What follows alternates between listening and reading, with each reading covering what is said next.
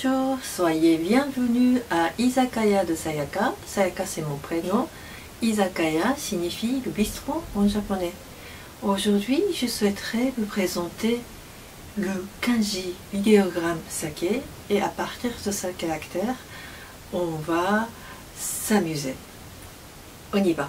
Osake という漢字を使っていろいろな組み合わせによって違う単語が生まれる、そういうクイズをいたします。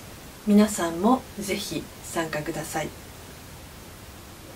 La dernière émission, on a parlé du caractère idéogramme de sake. Le caractère kanji est venu de l'image des choses et sa reproduction. Observons le kanji sake qu'on a vu la dernière fois. Il est composé à gauche l'image de l'eau et à droite d'une main forte.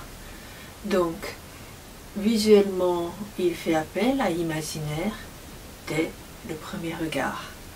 Une fois qu'on connaît les représentations de base, l'eau, l'amphore, le feu, l'arbre, etc., on peut décoder le kanji virtuellement sans faire appel aux mots.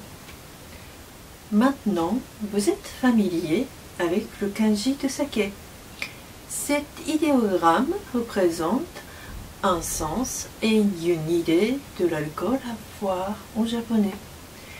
Il a plusieurs prononciations: sake, saka et shu. À partir de ce caractère, on peut multiplier le vocabulaire japonais autour de l'alcool. Quand deux ou trois kanji sont associés, ils donnent naissance à un autre mot. Nous allons regarder ensemble ce jeu merveilleux de kanji. Commençons par l'association de l'argume qui s'appelle le yuzu et le sake. Connaissez-vous peut-être un argume d'origine japonaise? Yuzu, il est très à la mode dans la grande cuisine française. La composition entre yuzu et le sake, ça donne le liqueur de yuzu. Je vous conseille, parmi tous les choix possibles achetables en France, une liqueur de yuzu. Alors, on va continuer. L'addition entre la pomme et le saké donnera-t-elle quel résultat? Vous avez 3 secondes. Oui, c'est la liqueur de pomme ou l'alcool à la base de pomme. Donc ça peut signifier le cidre, le calvados, etc. Maintenant, on additionne le raisin au saké. Vous pouvez facilement imaginer la nature de cette boisson alcoolisée.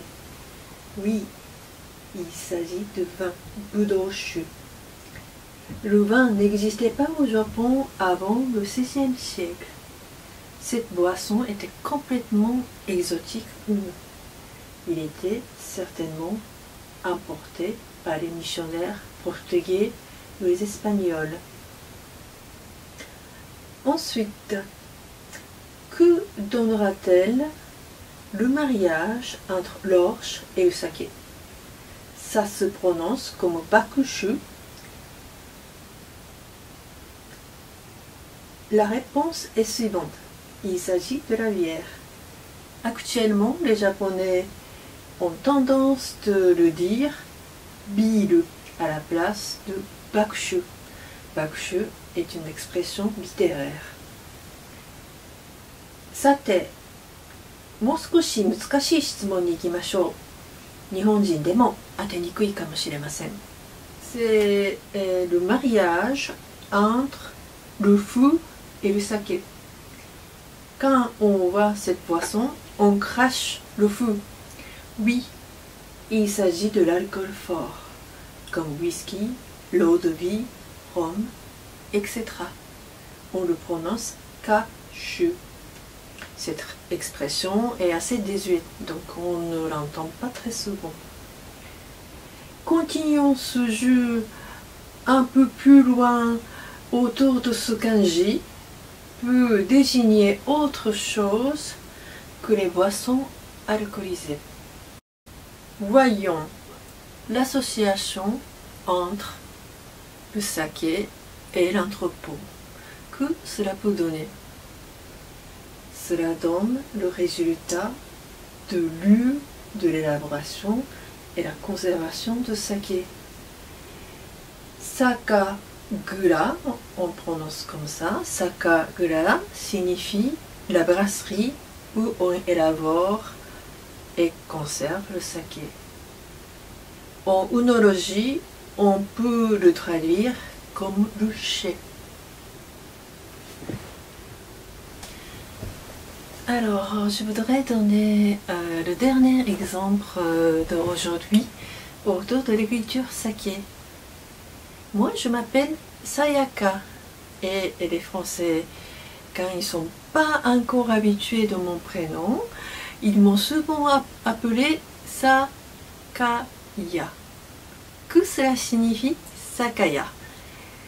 C'est une association entre Saka, donc saké, et ya, Sakaya, qui signifie le marchand de saké, parce que ya signifie le magasin. Donc, Sakaya part de la cave à saké, mais il aurait pu aussi être le brasseur qui élabore le saké. En tout cas, il proposait aux clients cette boisson de riz. Et au cours du XVIIe siècle, il y a des sakaya qui ont proposé aux clients de rester en japonais, iru plus sakaya, ça fait izakaya, sakaya où on peut manger et avoir bien sûr.